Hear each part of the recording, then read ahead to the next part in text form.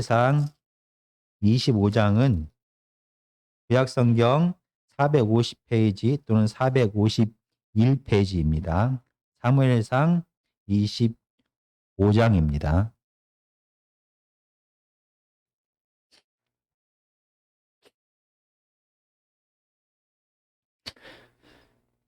제가 설교를 시작하면서 가장 그리고 설교를 준비하면서 가장 고민하는 것이 어떻게 설교를 시작할까입니다. 평소에 저답지 않은 그런 말로 오늘은 설교를 시작하려고 합니다. 바로 양아치입니다.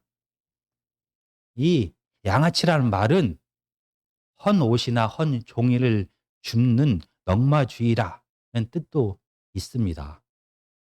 그리고 동양아치에서 비롯되어서 거지를 뜻하는 속된 말이기도 합니다. 그런데 우리가 보통 일상에서 또는 영화에서 자주 사용하는 이 양아치라는 말은 사람이 천박하고 악한 행동을 할 때 그는 양아치다라는 말을 하게 됩니다. 오늘 본문에 나오는 다윗은 이스라엘의 역사 속에서 가장 모범적이고 하나님의 뜻을 그대로 실현하는 왕이었다라는 평가를 받는 자가 바로 다윗입니다. 그런데 오늘 본문에서 다윗은 그 전에 자기의 모습과 다른 이상한 모습을 보입니다. 혹시 양아치 하냐? 라고 생각할 수도 있는 그런 모습을 오늘 본문에서 보게 됩니다. 사무엘상 25장 13절과 22절, 21절을 제가 읽겠습니다. 사무엘상 25장 13절과 21, 22절입니다. 다윗이 자기 사람들에게 이르되 너희는 각기 칼을 차라 하니 각기 칼을 차매 다윗도 자기 칼을 차고 400명 가량은 데리고 올라가고 200명은 소유물 곁에 있게 하니라. 21절입니다. 다윗이 이미 말하기를 내가 이 자의 소유물을 광야에서 지켜 그 모든 것을 하나도 손실이 없게 한 것이 진실로 허사라. 그가 악으로 나의 선을 갚는도다.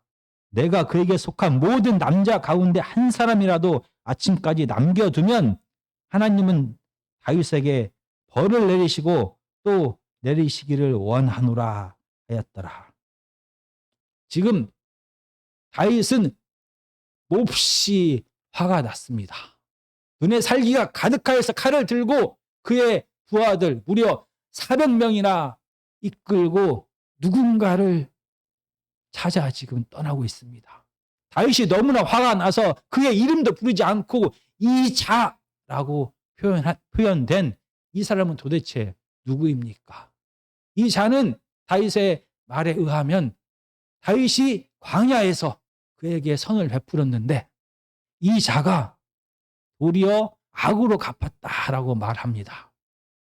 그래서 자기에게 속한 600여 명의 군사들 가운데 400명을 추려서 이 자를 죽이러 지금 가고 있는 것입니다. 도대체 이 자는 누구이고 무슨 일이 있었던 것입니까? 사무엘상 25장 2절부터 제가 천천히 읽겠습니다. 마온에 한 사람이 있는데 그의 생업이 갈멜에 있고 심히 부하여 양이 3,000마리요 염소가 1,000마리이므로 그가 갈멜에서 그의 양털을 깎고 있었으니 그 사람의 이름은 나발이요 그의 아내의 이름은 아비가엘이라. 이 여자는 총명하고 용모가 아름다우나 남자는 완고하고 행실이 악하며 그는 갈렙 족속이었더라. 다윗이 나발이 자기 양털을 깎는다 함을 광야에서 들은지라. 다윗이 이에 소년 10명을 보내며 그 소년들에게 이르되 너희는 갈멜로 올라가 나발에게 이르러 내 이름으로 그에게 문안하고 그 부하게 사는 자에게 이르기를 너는 평강하라. 내 집도 평강하라. 내 소유의 모든 것도 평강하라.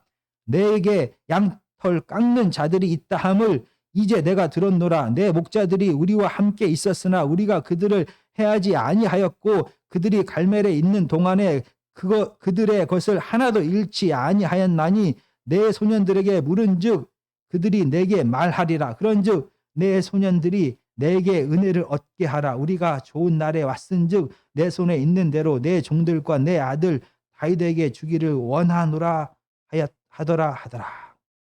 지금 바로 다윗이 화가 나서 그 자라고 말한 사람은 나발입니다. 나발은 블레셋의 사람 원수도 아니고 바로 다윗과 같은 유다 지파, 바로 갈렙의 후손입니다. 그는 부자입니다. 그는 마온에 살고 있고 1.5km 정도 떨어진 갈멜에서 양을 치고 있었습니다.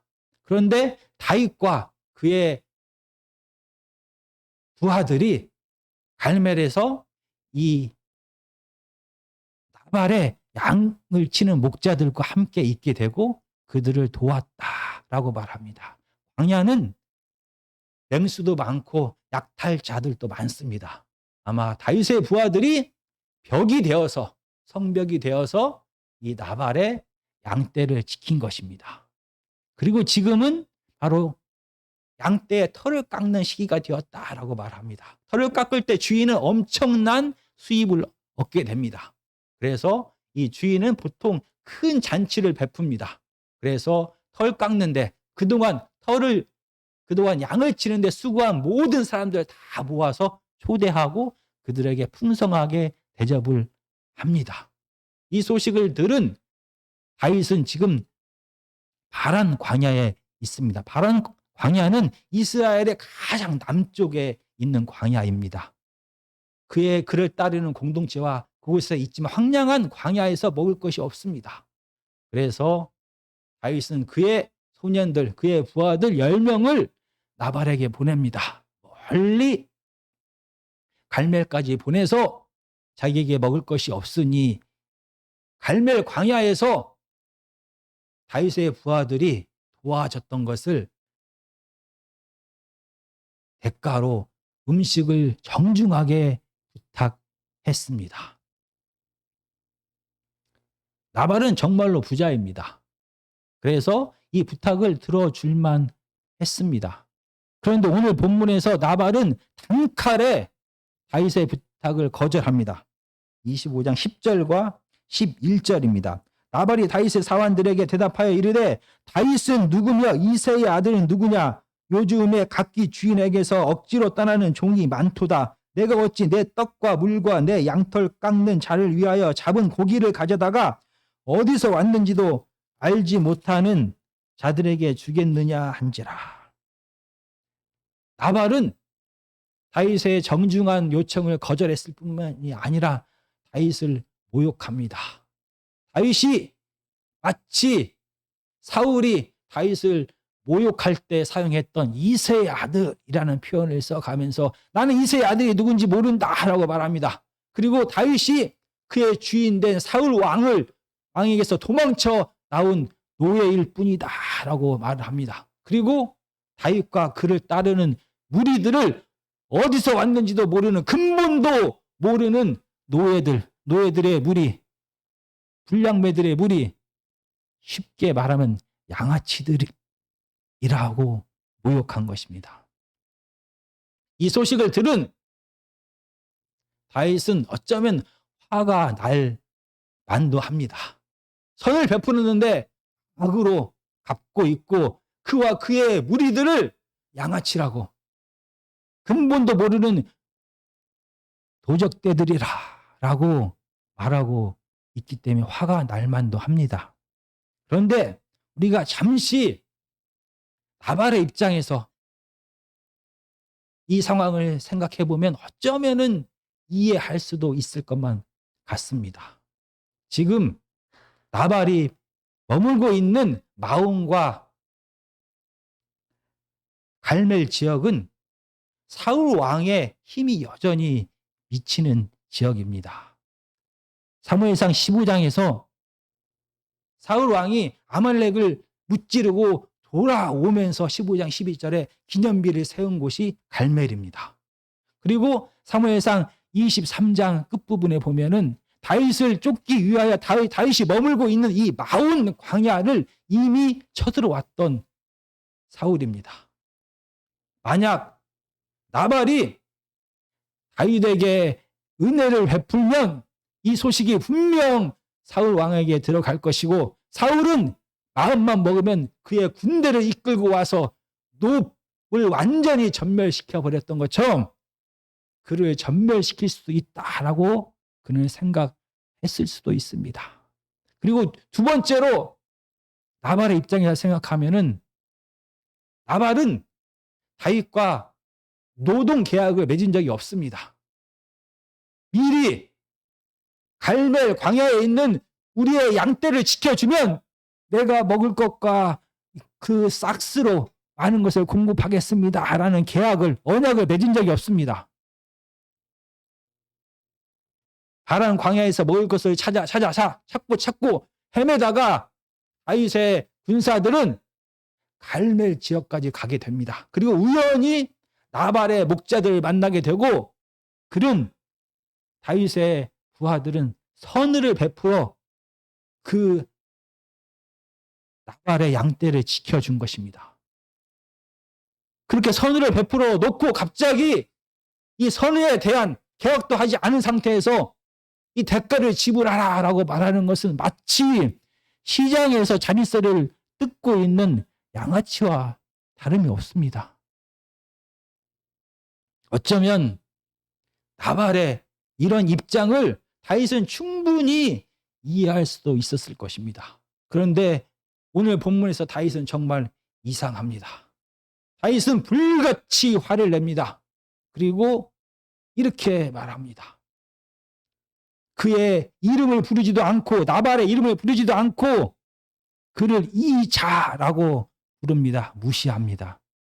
당시 분위기 속에서 그는, 우리는 성경은 좋게 표현했지만 EXX라고 분명히 말했을 것입니다.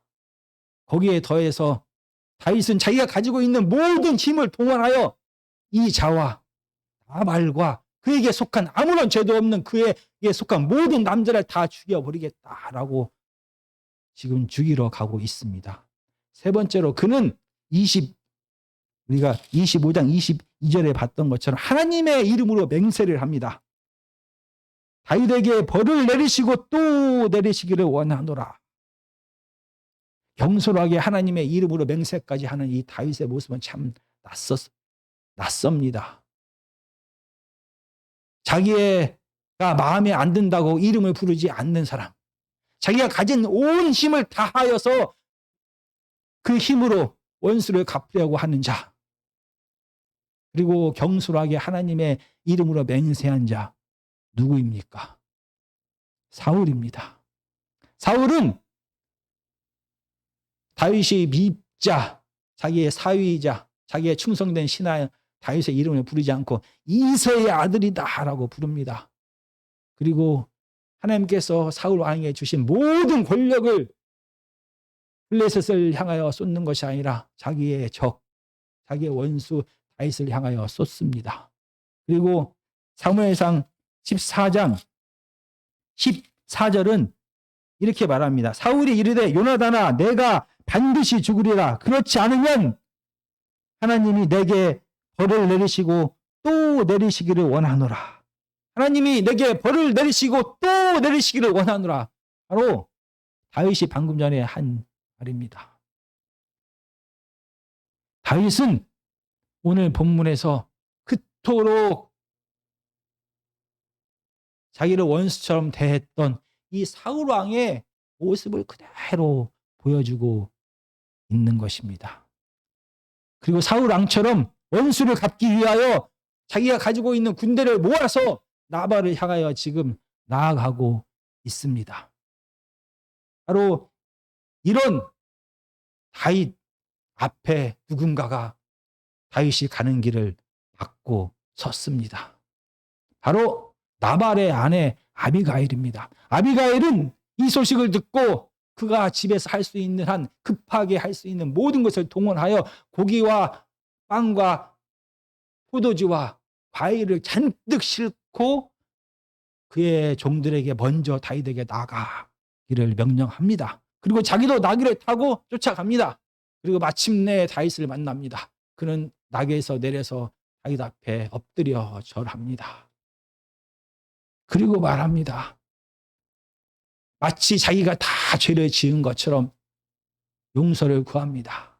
어리석고 악한 나발의 죄를 다 짊어지고, 어리석고 악한 나발이 죄를 지은 것이 아니라 이런 어리석고 악한 나발을 미리 살피지 못하여 이런 일이 벌어졌습니다 라고 말하며 자기의 죄를 용서해 달라라고 다윗에게 용서를 구합니다.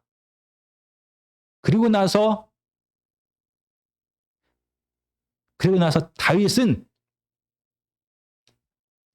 다윗에게 아비가일은 진짜 하고 싶은 얘기를 시작합니다.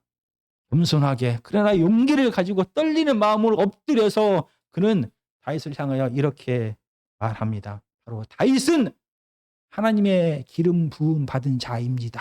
다윗이 누구인지를 밝힙니다. 그리고 이런 다윗에게 하나님이 어떤 분인지를 이야기하기 시작합니다. 26절에서 30절까지를 천천히 읽겠습니다. 내 주여 여호와께서 살아 계심을 두고 맹세하노니 내 주도 살아 계시거니와 내 주의 손으로 피를 흘려 친히 보복하시는 일을 여호와께서 막으셨으니 내 주의 원수들과 내 주를 헤아려 하는 자들은 나발과 같이 되기를 원하나이다. 여종이 내 주께 가져온 이 예물을 내 주를 따르는 이 소년들에게 주게 하시고 내 주의 여종의 허물을 용서하여 주옵소서. 여호와께서 반드시 내 주를 위하여 든든한 집을 세우시리니 이는 내 주께서 여호와의 싸움을 싸우심이요 내 주의 일생에 내 주에게서 악한 일을 찾을 수 없음이니이다. 사람이 일어나서 내 주를 쫓아 내 주의 생명을 찾을지라도 내 주의 생명은 내 주의 하나님 여호와와 함께 생명 싸개 속에 쌓였을 것이요 내 주의 원수들의 생명은 물매로 던지듯 여호와께서 그것을 던지시리이다. 여호와께서 내 주에 대하여 하신 말씀대로 모든 선을 내 주에게 행하사 내 주를 이스라엘의 지도자로 세우실 때, 이 아비가일은 겸손하게 용기를 가지고 다윗에게 두 가지를 말합니다.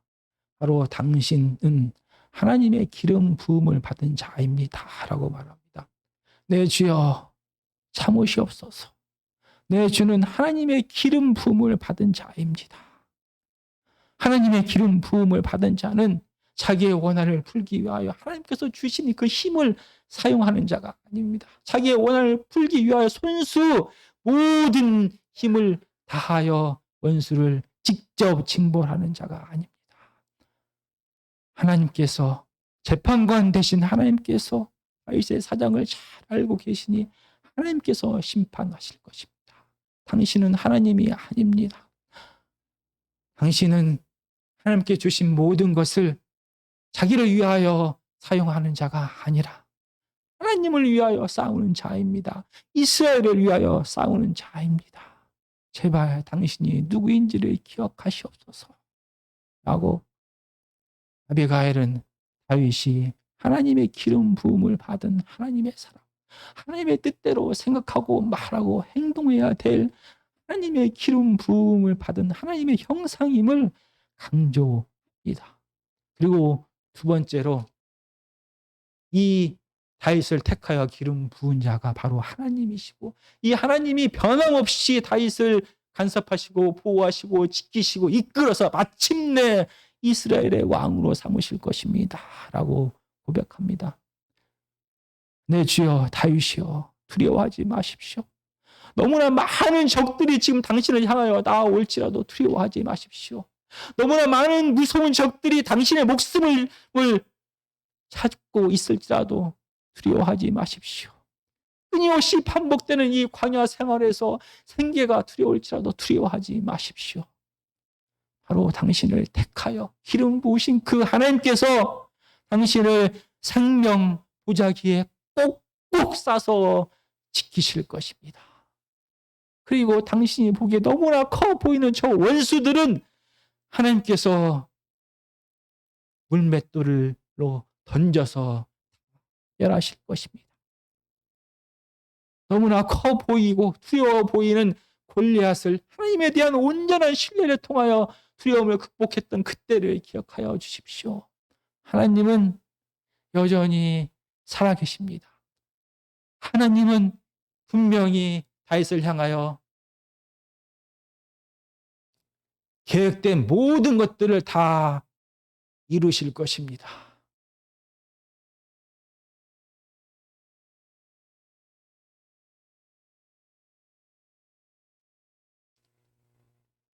아비가일은 무릎을 꿇고 겸손하게 다윗이 하나님의 기름 부음 받은 자임을, 그리고 하나님께서는 변함없이 신실하게 그 약속을 지키고 계시고 앞으로도 그 약속을 분명히 지킬 것이다 라고 말을 합니다. 이렇게 겸손하게 무릎 꿇고 절하며 간구하는 아비가일을 보면서 다윗은 자기의 지난날의 모습을 발견합니다. 자기가 목숨을 걸고 구했던 그일라 백성들이 자기들의 공동체의 안정과 목숨을 위하여 다윗을 배반했습니다.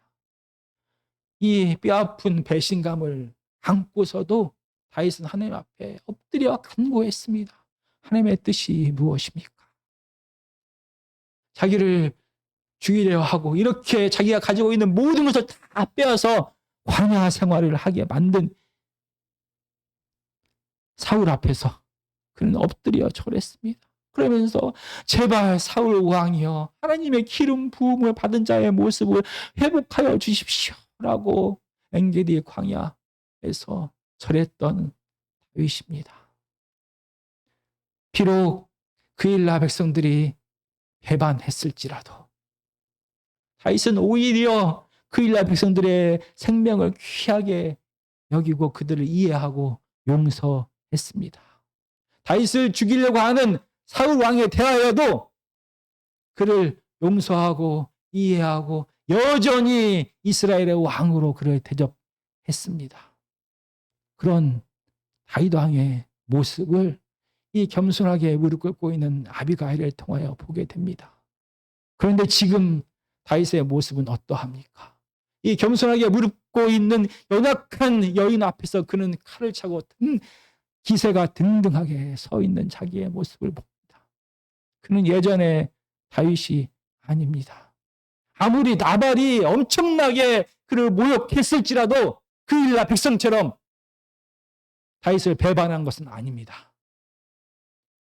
나발이 아무리 자기를 모욕했을지라도 자기가 지금 이렇게 광야 생활을 끊임없이 하게 하고 자기가 가지고 있는 모든 것을 다 빼앗아간 사울 왕과 같은 그런 배신을, 그런 원수는 아닌 것입니다.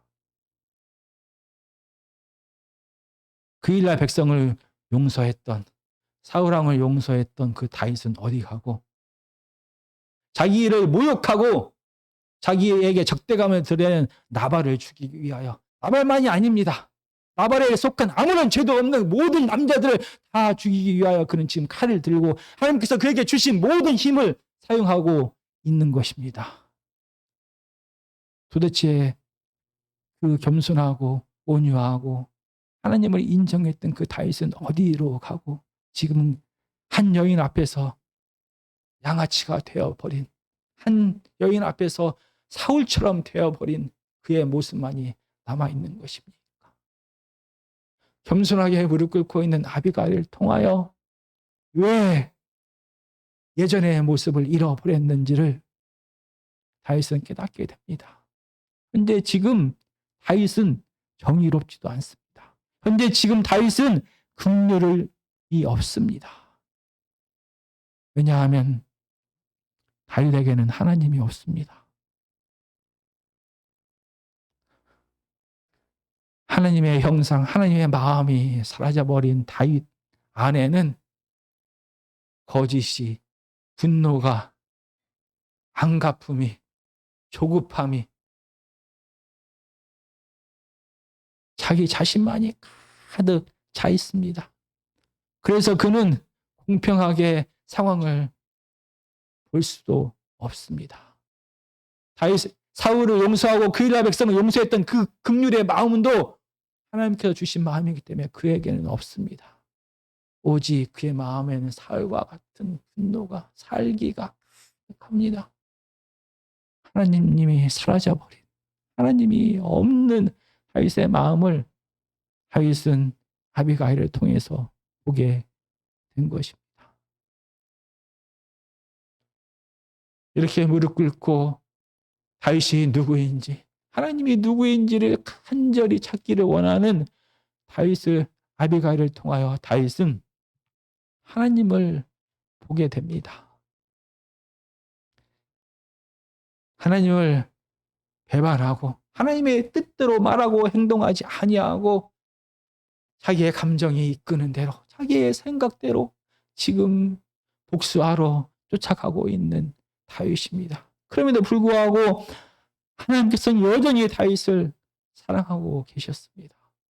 그래서 다윗이 가는 길을 아비가일을 통하여 막으셨습니다. 32절과 33절입니다. 다윗이 아비가일에게 이르되 오늘 너를 보내어 나를 영접하게 하신 이스라엘의 하나님 여호와를 찬송할지로다. 또 내 지혜를 칭찬할지며 또 내게 복이 있을지로다. 오늘 내가 피를 흘릴 것과 친히 복수하는 것을 내가 막았느니라. 하나님의 뜻대로 행하지 않는 다윗을 하나님께서 여전히 사랑하셔서 그가 악을 행하지 않도록 그의 길을 막으셨습니다.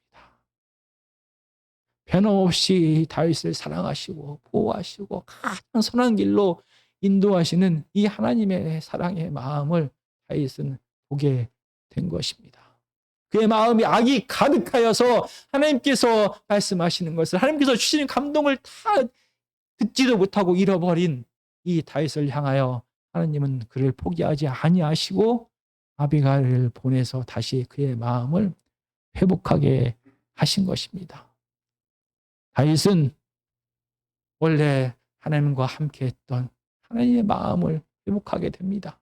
그리고 자기를 모욕하는 나발을 예전에 자기에게 사울의 처분을 맡기셨을 때 다시 하나님 앞에 돌려드렸던 것처럼 나울에 대한 심판을 하나님 앞에 맡깁니다. 하나님께서 주인 되시고 하나님께서 진짜 이스라엘의 왕 되심을 인정하는 것입니다. 하나님을 사랑하나 두려워하는 자, 하나님을 경외하는 진짜 이스라엘의 왕의 모습으로 회복됩니다. 그리고 진짜 이스라엘의 왕은 신명기 17장에 보면 형제에게 교만하게 하지 않는 자라고 말합니다. 자기가 보기에 두려워하는 사울을 향하여서는 비굴하기까지, 어떻게 보면 비굴하기까지 다 용서했던 이 다윗이 자기의 힘으로 제압해 버릴 수 있다라고 생각되는 나발을 향하여서는 그 힘을 사용하는 마치 양아치 같은 모습을 그는 내려놓게 됩니다. 자기를 모욕했지만 그 역시 하나님께서 택하신 이스라엘의 백성임을 알고 그 형제를 제압하는 것이 아니라 그의 형제의 모든 죄를 하나님 앞에 돌려드리는 온유하고 겸손한, 형제를 사랑하고 용서할 수 있는 진짜 이스라엘의 왕의 모습으로 돌아온 것입니다. 끝으로 오늘 본문은 참 이상합니다.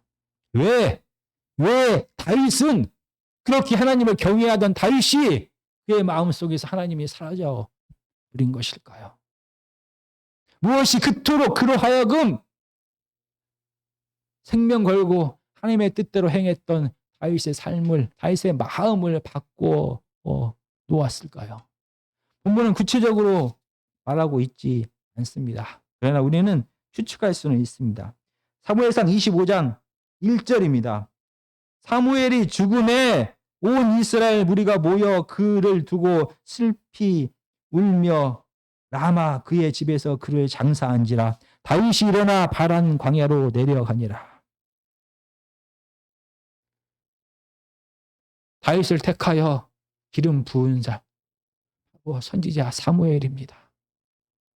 다윗의 편에 서서 언제나 다윗을 응원했던 이 영적인 아버지가 죽었습니다. 다윗은 너무나 힘이 들었습니다. 낙심이 되었습니다. 그의 장례식에 온 이스라엘이 다 참석했습니다. 어쩌면 다윗도 참석했을지도 모릅니다. 그런데 장례식이 끝나자 다윗은 엔게디 광야에서 더 멀리 남쪽으로 이스라엘의 맨 끝에 있는 황량한 바란 광야로 도망갑니다. 사무엘상 24장에서 사울은 다윗의 왕됨을 인정하고 회개했습니다. 그런데 오늘 본문의 상황을 보니까 다시 예전에 자기를 쫓는 그 원수로 돌아간 것 같습니다. 그래서 다윗은 너무나 두려웠습니다. 자기를 영원히 지지해주는 영적인 아버지가 죽고 사울은 여전히 자기를 죽이려 합니다. 언제 끝날지도 모르는 이 끝없는 광야 생활에 다윗은 너무나 지치고 힘이 들었습니다. 그래서 이스라엘의 가장 끝으로 도망갑니다. 더 깊이 더 멀리 숨어 버렸습니다. 하나님을 인정하고 하나님의 뜻대로 살았습니다. 사울을 죽일 수 있는 기회를 하나님께서 그에게 허락하셨지만 하나님을 인정하고 다시 모든 권한을 하나님 앞에 돌려드렸습니다. 언제 끝날지도 모르는 이 광야 생활을 계속할지라도 하나님을 경외하고 하나님을 인정하기로 결단했던 다윗입니다. 그러나 상황이 더 나빠집니다. 사울은 여전히 사기가 등등하고 여전히 이스라엘의 왕입니다. 자기의 공동체는 더 멀리 더 황량한 더 음식도 없는 그런 파란 광야까지 쫓겨가게 되었습니다. 변하지 않는 상황, 더 악화되는 상황 속에서 다윗은 지쳤습니다.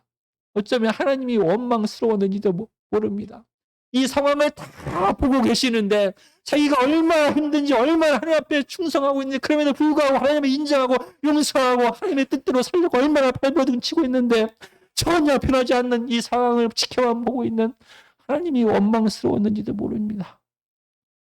그래서 그렇게 하나님 앞에 묻고 또 묻고 그때 귀찮게 하나님의 뜻이 무엇인지를 물었던 다윗이 하나님의 내비게이션을 사용하고 있지 않은 겁니다. 이제 더 이상 묻고 있지 않습니다. 오늘 사무엘상 25장에서는 군대를 동원하여 한 사람을 치러 가면서 하나님 앞에 묻지 않았습니다. 더 이상 하나님 앞에 묻지 않는 자가 되었습니다. 그 마음이 돌처럼 굳어져 버렸습니다. 너무나 힘이 들어서 이렇게 지쳐버린 다윗입니다. 어쩌면 우리의 삶도 마찬가지입니다. 늘 하나님의 뜻대로 인내하며 용서하며 관용을 베푸며 몸부림치며 살던 우리의 부모님이 우리의 남편이 그렇게 기도하면서 하나님의 뜻을 간구했던 우리의 아내가 하나님의 뜻대로 살려고 발버둥 치고 인내하며 겸손하게 살던 우리의 자녀가 늘 정죄하기보다는 격려하고 나눠주고 하나님의 뜻대로 몸부림치며 살아가던 우리 교회 성도님들이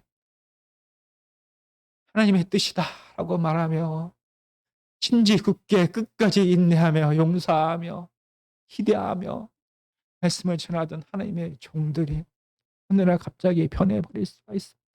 어느 날 갑자기 양아치처럼 어느 날 갑자기 사울처럼 속에 있는 악을 그대로 다 드러낼 수도 있습니다. 어느 날 갑자기 양아치처럼 자기가 가진 모든 힘을 다하여 한 영을 향해 쏟아 부어버릴 때도 있습니다. 너무나 지쳐서 너무나 힘이 들어서 여전히 변하지 않는 이 상황을 지켜보고 계시고 침묵하고 계시는 것 같은 하나님 때문에 하나님이 원망스러워서 하나님에 대한 마음이 하나님의 형상을 사라져버리고 남아있는 것은 이 갈기 찢어버린 상처와 가난과 두려움과 병과 미움과 분노와 시기만이 남아있는 상태가 될 수도 있습니다. 바로 이때가 하나님의 사람이 필요한 때입니다. 바로 이때가 아비가일과 같은 하나님의 사람이 필요한 때입니다.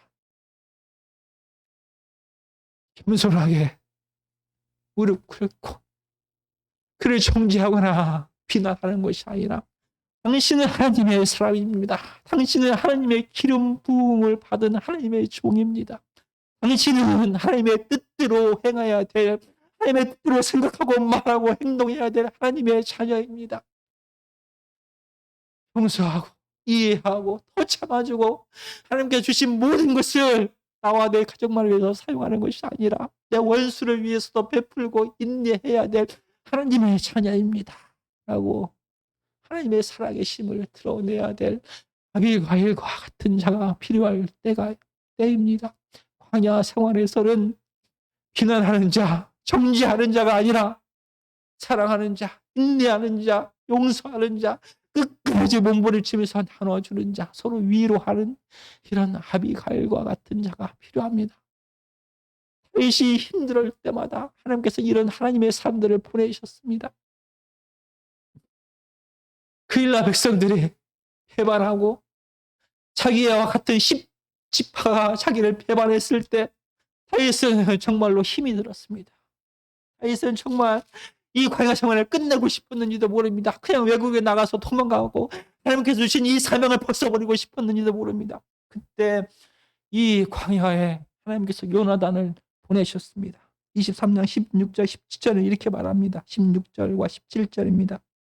사울이 아들 요나단이 일어나 숲풀에 들어가서 다윗에게 이르러 그에게 하나님을 힘있게 의지하게 하였는데 곧 요나단이 그에게 이르기를 두려워하지 말라. 내 아버지 사울의 손이 내게 미치지 못할 것이요 너는 이스라엘의 왕이 되고 나는 내 다음이 될 것을 내 아버지 사울도 안다 하니라.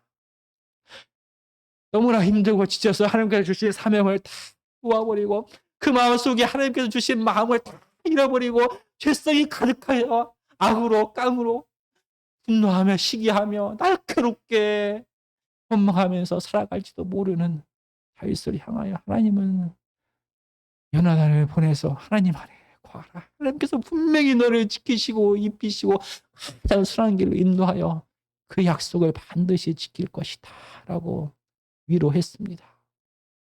광야 생활에는 이렇게 서로가 서로를 위해주는, 용서하는, 이해하는, 격려하는 하나님의 사람이 필요한 것입니다. 이런 아비가일을 통하여 다윗은 자기가 스스로 복수하려는, 자기가 스스로 이 모든 문제를 해결하려는 자기의 지혜와 자기의 경험과 자기의 방법을 다 내려놓게 됩니다. 이렇게 절제하고 인내할 때 하나님께서 일하실 시간과 공간이 마련되는 것입니다. 사람이 자기의 생각과 자기의 지혜와 자기의 방법과 지금 당장 모든 것을 해결하려는 것을 내려놓게 될 때 하나님께서는 역사하셨습니다. 그리고 하나님의 뜻대로 나발을 죽이셨습니다. 그리고 아비가일을 다윗의 아내가 되게 하셨습니다. 사울은 80세에 죽게 됩니다. 그때 다윗의 나이가 30살입니다. 바로 다윗이 이스라엘 전체의 왕이 되지 못합니다. 다윗은 유다 지파의 왕이 됩니다. 바로 왕이 된 곳이 헤브론입니다. 헤브론은 바로 갈렙 족속의 본거지입니다. 자기의 방법을 내려놓고 하나님 앞에 맡겼을 때 다윗은 갈렙 지파들과 좋은 관계를 맺게 되었습니다. 아비가일 역시 당시 풍습에 의하면 같은 갈렙 지파였을 가능성이 많습니다. 그래서 다윗이 다음에 왕이 될 때 바로 이 헤브론에서 이 아비가일을 통하여 그리고 갈렙 지파의 지지를 받아서 그는 왕이 될 수가 있었던 것입니다. 내 뜻을 내려놓게 될 때, 내 경험을 내려놓게 될 때 하나님께서 일하기 시작합니다.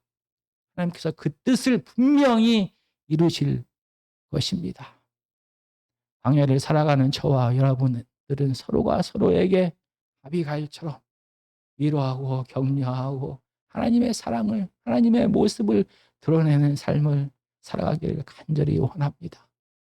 우리가 서로가 서로에게 아비가일이 될 때 하나님께서는 그 가운데 역사하셔서 분명히 하나님의 뜻을 성취하실 것입니다.